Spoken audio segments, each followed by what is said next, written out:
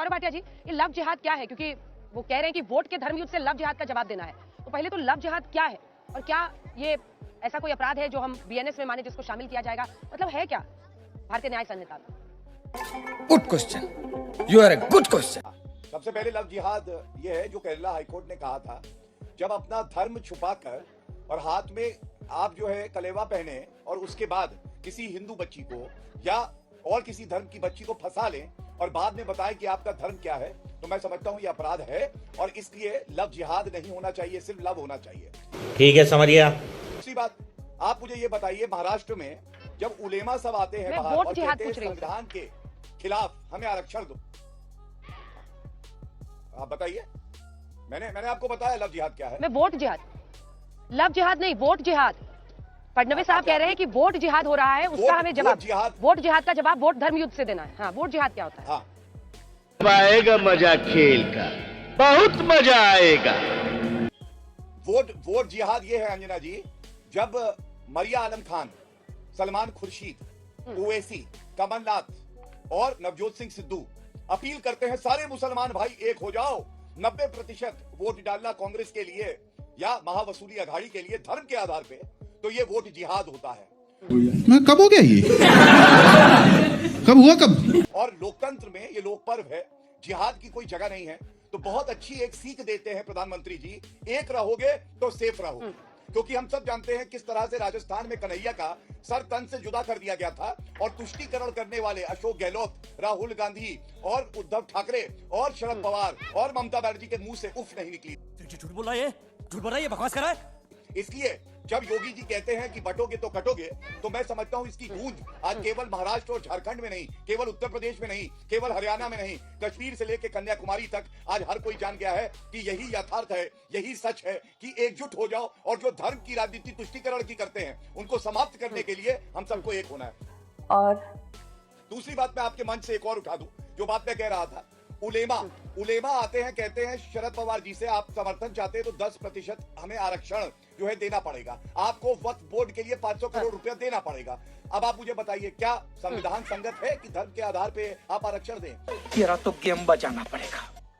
ठीक है, चरण सिंह सापरा साहब, दोनों की बातों का जवाब दीजिए। आपने शाइना एनसी जी को भी सुना, लेकिन वोट जिहाद का उन्होंने डेफिनेशन भी बताया, समझाया, और इसी के साथ वो कह रहे हैं कि हालांकि शरद पवार जी की पार्टी का कोई है नहीं, लेकिन आप उसी अघाड़ी के हैं तो आप डिफेंड कर सकते हैं उनकी बातों को। ये जो अलग अलग जगहों पर, अभी मैं मराठवाड़ा में हूँ और आप तो सापरा साहब पूरे महाराष्ट्र को अच्छे से समझते हैं, यहाँ पे मराठा आरक्षण, दोनों तरफ से अलग अलग प्रॉमिसेस की जा रही हैं, मतलब जानते हुए कि संविधान का ढांचा क्या है आरक्षण के मुद्दे पर, यहाँ मुस्लिम आरक्षण की बात, कहाँ जाकर मामला रुकेगा? रुक, तेरे को बताते तेरी माँ की। अंजना जी, दरअसल जिस तरह से भारतीय जनता पार्टी के गली से लेकर के दिल्ली तक के नेता जो प्रचार कर रहे हैं महाराष्ट्र के अंदर, और जिस तरह से बातें आ रही हैं लव जिहाद या वोट जिहाद या धर्म युद्ध की बात देवेंद्र फडणवीस ने करी है, ये तमाम सारी बातें ये दर्शाती है कि भारतीय जनता पार्टी की एक SOS कॉल है, यानी प्राण संकट संदेश है। इनके प्राण अभी संकट में है महाराष्ट्र के अंदर, इनको पता है कि ये मुद्दों पर जीत नहीं सकते हैं, इसलिए ये इस तरह की बातें करके ध्रुवीकरण करना चाहते हैं। ये बड़ी अच्छी बात कही आप। अंजना जी, आपको मैं बता दूं, ये जो महायुति सरकार है ना, ये खोखेबाज और धोखेबाजों की सरकार है। ये खोखे के आदान प्रदान से ये सरकार बनी, खोखे के हिसाब से सारे MLA खरीदे गए और फिर इन्होंने जम के भ्रष्टाचार किया। 40% कमीशन खोरी की सरकार है। मुंबई की 710 एकड़ जमीन ये अडानी को खैरात में दे रहे हैं। अरे बाप रे, ये तो धोती खोल रहा है। इस तरह से जो भ्रष्टाचार जनता के बीच इनका उजागर हुआ है, उसी तरह से धोखेबाजी की बात पर आए, जो मैंने कहा कि ये खोखेबाज और धोखेबाज है। तो धोखेबाज इसलिए मैंने कहा क्योंकि इन्होंने किसानों से धोखा किया। किसानों को जो MSP पे कपास खरीदनी थी या प्याज खरीदना था या गन्ने की फसल खरीदनी थी, वो ये खरीद नहीं पाए हैं। उसी तरह से किसानों के जो लोन है वो माफ नहीं कर पाए हैं।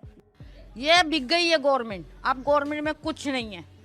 युवाओं से धोखेबाजी की, इन्होंने कहा कि हम नौकरियां देंगे और फिर 8 लाख करोड़ के उद्योग जो है वो गुजरात में चले जाते हैं, 5 लाख लोगों की नौकरियां जो है वो महाराष्ट्र से गुजरात चली जाती हैं। तो ये धोखेबाजी इन्होंने की। और अंजना जी, आपने ही बताया था, एक दिन 1261 नौकरियां थी एयरपोर्ट लोडर की, उसके लिए 25,000 युवा आए थे मुंबई में, अगर आपको याद होगा, और 1257 नौकरियां महिला पुलिस कांस्टेबल की थी।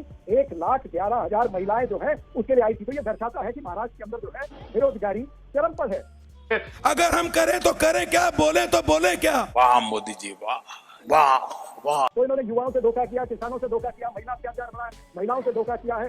तो अगर इनको धर्म युद्ध भी करना है तो भाई धर्म युद्ध आप करिए ना, महंगाई के खिलाफ करिए, आप बेरोजगारी के खिलाफ करिए धर्म युद्ध, भ्रष्टाचार के खिलाफ धर्म युद्ध करिए। अब भ्रष्टाचार में इन्हीं के लोग सारे सम्मिलित हैं, करोड़ों रुपए का खोखों का आदान प्रदान यहाँ हो रहा है, और फिर ये किस मुंह से बोलते हैं धर्म युद्ध? ये जनता, महाराष्ट्र की जनता बेवकूफ बनने वाली नहीं है। अनुराग जी देखिए, एक रहेंगे सेफ रहेंगे, इस नारे में क्या दिक्कत है? समाजवादी पार्टी के दफ्तर भी बहुत सारे बाहर नारे लग रहे हैं। अब बीजेपी ये कह रही है कि अगर एक रहेंगे तो सेफ रहेंगे। अब इसमें क्या खोट है भाई, बताइए। रुक, तेरे को बताते, तेरी माँ की। देखिए, भारतीय जनता पार्टी जो कहती है वो करती कहाँ है? वो तो बटोगे तो कटोगे से शुरू करती है बात को। जब उसको पकड़ा जाता है तब फिर वो अपने नारे को रेक्टिफाई करने की कोशिश करती है। हम तो कहते हैं हम तो संविधान को मानने वाले लोग हैं। पहली लाइन में लिखा है हम भारत के लोग, दूसरा शब्द पढ़ेंगे तो समाजवादी लिखा है, उसके आगे पढ़ेंगे तो सामाजिक न्याय की बात होती है। तो यही तो इसी फॉर्मूले पे तो हम चल रहे हैं, पीडीए की बात करते हैं, क्योंकि सामाजिक न्याय है। हम क्या बात है सर, क्या बात है सर, क्या बात, ये बात है। समाज के उस वर्ग को भी आगे लेके आना चाहते हैं जो समाज में कमजोर है।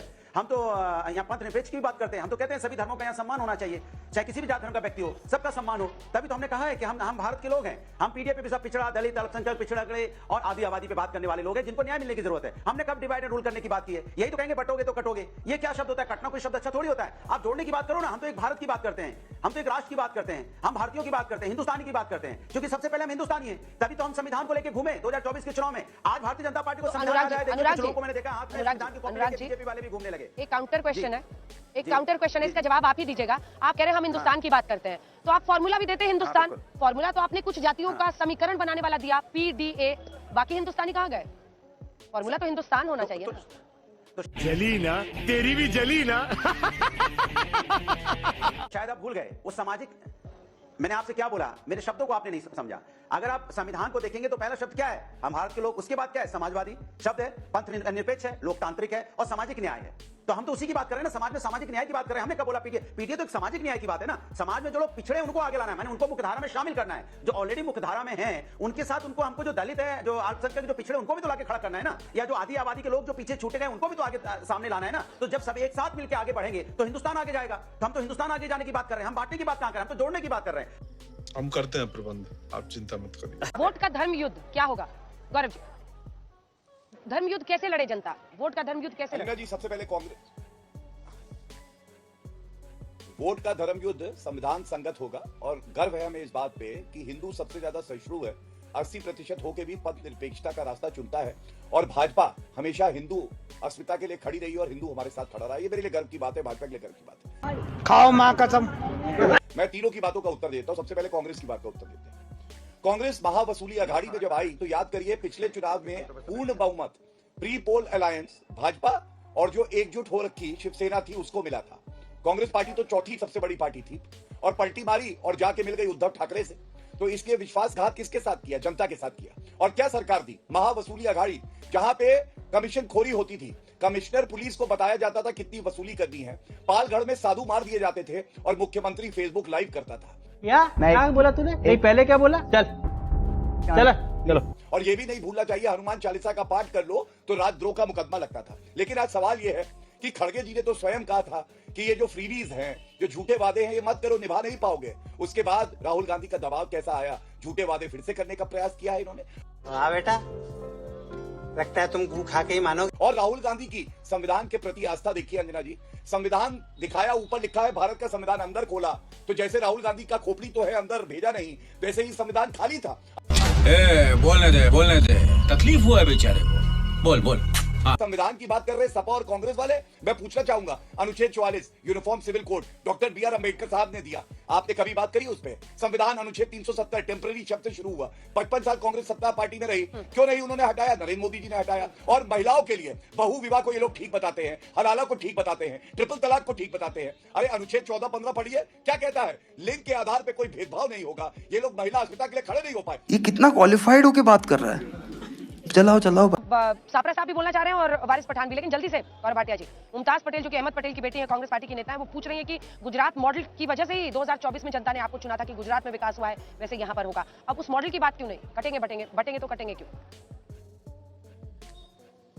अंजना जी, अच्छा लगा मुझे कि कांग्रेसी भी अब गुजरात मॉडल की बात करते हैं। हमने तो देश को गुजरात मॉडल दिया है, हमने तो मोदी मॉडल दिया है, हमने तो यूपी मॉडल दिया है, योगी मॉडल दिया है, असम मॉडल दिया है, हरियाणा में हैट्रिक करके हरियाणा मॉडल दिया है। आपने कौन सा इटालियन मॉडल दिया है?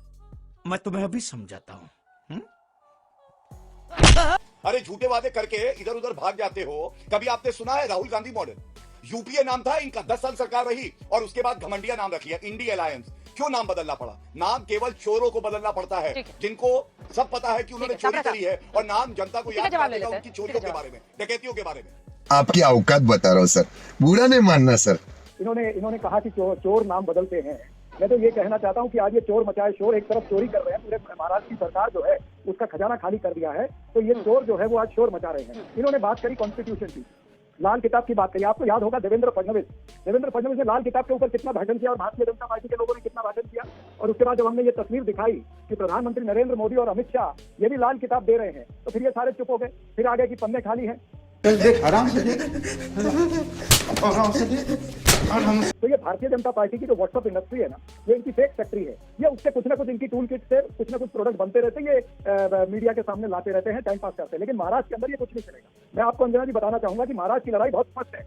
ये महाराष्ट्र प्रेमी वर्सेज महाराष्ट्र द्रोह की लड़ाई है। ये महाराष्ट्र द्रोही है। क्यों महाराष्ट्र द्रोही है? क्योंकि इनके राज्य के अंदर किसान जो है वो उत्पीड़ित हुआ, नौजवान उत्पीड़ित हुआ, यहाँ से जो उद्योग है वो बाहर गए। महाराष्ट्र के ऊपर 8 लाख करोड़ का कर्जा हो गया और महाराष्ट्र राज्य का जो इंटरेस्ट है, कहा हम 23,456 करोड़ भरते थे, आज हम 57,724 करोड़ रुपया इंटरेस्ट भरते हैं। तो महाराष्ट्र की जो इकोनॉमिक ग्रोथ है वो भी रुक गई है। इसलिए ये महाराष्ट्र द्रोही है। शर्म करो शर्म। और महाराज द्रोही और क्यों है? क्योंकि छत्रपति शिवाजी महाराज के पुतले के अंदर ये भ्रष्टाचार करते हैं। जो हिंदू हृदय सम्राट या हिंदवी स्वराज के प्रणेता हैं छत्रपति शिवाजी महाराज, उनके पुतले के अंदर ये पैसे खाते हैं। सागर के अंदर, यहाँ समुद्र के अंदर नरेंद्र मोदी जी खुद प्रधानमंत्री होते हुए यहाँ पर आए और उन्होंने जल पूजन किया था 2014 में। क्यों नहीं वो आज 10 साल तक वो छत्रपति शिवाजी महाराज का पुतला लग गया? बात तो सही है। देखिए, इन्होंने कहा कि कांग्रेस पार्टी जो है वो विभाजनकारी राजनीति करती है। अरे भाई, विभाजनकारी नारे तो आप लगा रहे हो, कटेंगे तो बटेंगे, ये नारा कौन लगा रहा है? घुसपैठिए किसने कहा था? ज्यादा बच्चे पैदा करने वाले की बात किसने करी थी? मंगलसूत्र छीन के ले जाएंगे, भैंस छीन के ले जाएंगे। अरे बाप रे, ये तो धोती खोल रहा है। मुजरा करेंगे, ये तमाम सारी नौटंकी प्रधानमंत्री नरेंद्र मोदी ने की थी कि नहीं की थी? तो ये जो विभाजनकारी राजनीति है, ये भारतीय जनता पार्टी हमेशा करती आई है। अब आप मेरे बीच में मत बोलिए, आप असहज मत होइए, शांत रहिए। अबू आजमी भी चुनावी मैदान में है। मेरा आपसे प्रश्न ये है कि आप लोग मतलब अगर हम फ्रीबीज की बात करें, फ्रीबीज की भी चर्चा होनी चाहिए, क्योंकि एक ही नारे के इर्द गिर्द पूरा कितने घंटे रोज रोज बहस करेंगे। अगर 1500 लाड़की बहन योजना में बीजेपी दे रही है, तो महाविकास आघाड़ी कह रही है हम 3000 देंगे। पैसा किसका? जनता का पैसा। फायदा किसका? पार्टी का, जिसकी वजह से ये किया जा रहा है। तो ये कहां जाकर रुकेगा? 1500 हम 3000। ऐसे ही झारखंड में मैया योजना, वो अभी 1000 दे रहे हैं, बीजेपी कह रही है हम 2100 देंगे। तो ये एक्चुअल भारतीय जनता पार्टी महिलाओं का सम्मान करना जानती कहां है? ये तो 1500 रुपए थे, हमने 3000 क्यों बोला? क्यों? महिला सम्मान की बात करते हैं ना। टिकट भी अगर हमने 9 में से दी है तो 4 हमने आधी आबादी को दी है, महिलाओं को दी है। और जहां तक मणिपुर की बात तो भूले गए, मणिपुर मॉडल की तो बात ही नहीं करती भारतीय जनता पार्टी। बोले ना एक बार मणिपुर के बारे में, क्यों भूल जाती मणिपुर में? क्योंकि वहां पे महिलाओं के साथ अन्याय हुआ, वहां इस तरह की आग लगी हुई है, इसलिए मणिपुर का मां बोलने से डरते हैं। बोले ना एक बार कि मणिपुर के मॉडल पे चुनाव लड़ोगे क्या, या बुलडोजर के मॉडल पे चुनाव लड़ोगे, जो अभी माननीय सर्वोच्च न्यायालय ने बोला कि 25 लाख रुपए देना जिसका घर गिरा दिया है, या इनकाउंटर के मॉडल पे चुनाव लड़ोगे कि न्यायपालिका की कोई जरूरत नहीं, इनकाउंटर से न्याय दिया जाएगा? बताइए ना कौन सा मॉडल है आपका? यही तो जानना चाहते हैं। या खाद जो चोरी हो रही है, किसानों को खाद नहीं मिल रही, उस मॉडल पे चुनाव लड़ोगे? या यूपी पीसीएस के एग्जाम के लिए छात्रों को रोड पे आना पड़ रहा है, 15-15 छात्र रोड पे हैं। क्या यूपी पीसीएस के एग्जाम 2 दिन में क्यों कराना चाहते हैं? 1 दिन में क्यों नहीं? क्यों 2 पेपर होंगे? जब छात्र का न्याय, अब छात्र के साथ बोलिए ना कौन सा मॉडल पे चुनाव लड़ रहे हैं आप? इसलिए आप किसी मॉडल पे नहीं लड़ रहे हैं, जनता आपके खिलाफ है। जनता ने तय किया कि भारतीय जनता पार्टी को सत्ता में नहीं आने देना है, इसलिए आप परेशान हो, इसलिए आप नफरत की बात पे आ गए, क्योंकि आप जनता के किसी भी वर्ग के लिए बात नहीं करना चाहते आप, क्योंकि आप किसी वर्ग की बात करोगे आपने सबके साथ अन्याय किया है, इसलिए आप चलेगा किसमें? बटोगे कटो पे। लास्ट में आपको लगता है यही एक रास्ता है जिससे हम जनता के सामने अपनी फेस सेविंग कर सकते हैं, लेकिन कुछ नहीं होने वाला। जनता भी जान गई है कि भारतीय जनता पार्टी जनता के लिए नहीं है, सत्ता के पाने के लिए कुछ भी करने को तैयार होती है। चुनाव के वक्त में अच्छा भूल गए आप, बहुत गाली दिया करते थे। मैं तो पूछता हूं नवाब मलिक साहब को आपने, आप बता दीजिए, आपने झूठे आरोप में फंसाया था, आज बोल दीजिए। तब तो दाऊद के साथ आप बोलते थे कि नवाब मलिक का रिश्ता दाऊद के साथ है, दाऊद के साथ है, रोज जिंदाबाद जिंदाबाद करते थे। फिर उनको आज बताइए, आज नवाब मलिक इसके मतलब आप झूठ बोल रहे थे ना? आप बोलिए आप झूठ बोल रहे थे एक नेता की, इसके मतलब भारतीय जनता पार्टी झूठ बोलती है।